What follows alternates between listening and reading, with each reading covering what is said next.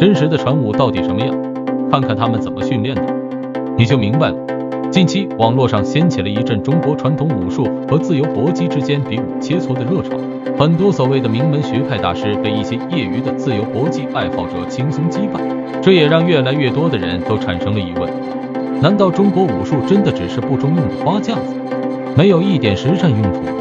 其实如今我们所认识的武术和古代人所理解的武术完全就是两个概念。那么真正继承传统武术的古人究竟是怎样进行武术训练的？目前人们已知最早的对中国古代武术有过详细记载的书籍，就是明朝抗倭名将戚继光所著的《技巧新书》。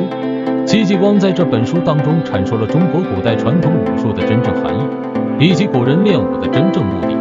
由于戚继光奉皇帝之命在沿海地区抵抗倭寇，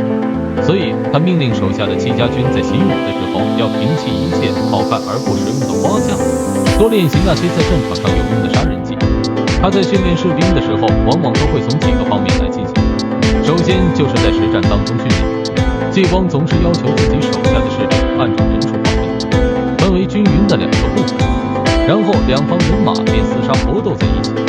虽然在搏斗的时候所使用的武器是木棍，但是戚继光要求所有人在参与械斗的时候都不能留手，必须要将对方当作是真正的敌人，只有这样才能够激发士兵的紧张意识和忧患意识。很多人都在日常的训练当中流血受伤，但是戚继光却对此毫不在意，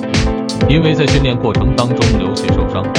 总比在面临与日寇的真正决战当中牺牲要好。在这样高强度的训练下，戚家军的整体作战能力非常强大，而且从戚继光的训练要求当中也可以看出，他对于中国古代传统功夫的理解就是单纯的杀人技巧，和当代人们所熟知的花架子根本判若两人。除了在实战当中训练之外，戚继光还从体能方面训练自己手下的士兵。在日常训练当中，他要求士兵使用非常沉重的兵器，但在与日寇进行真正交战时，他却又让手下士兵将战争所用的长枪枪头换成1两左右的轻枪枪头。在日常训练当中用惯了重武的士兵，在使用这种轻便武器的时候，自然能够发挥出自己全部实力，在与敌人的作战当中取得先机。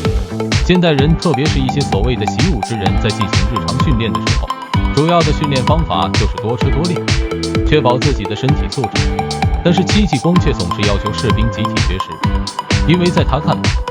人在困境之中会爆发出无穷的潜力，身体素质的强弱也和面对绝境的次数有关。长时间的绝食和鞭打使得士兵的身体素质越来越强，自然能够爆发出比敌人更强的战斗力。仅从训练方式的理解方面，就可以看出传统的中国武术和经过简化和美化的武术运动之间的巨大差异。练习实战的技巧性也是戚继光非常重视的一方面，每一项运动都有所谓的技巧。然而中国的古代传统武术当中所蕴含的技巧更是数不胜数，在与敌人交战时应该怎样持用自己的兵器，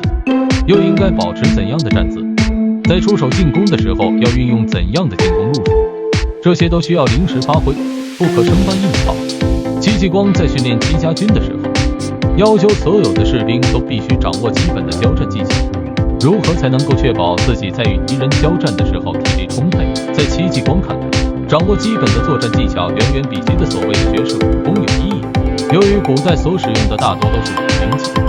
所以在进行交战的时候基本上都是团体作战，这就必须要使用一定的战术。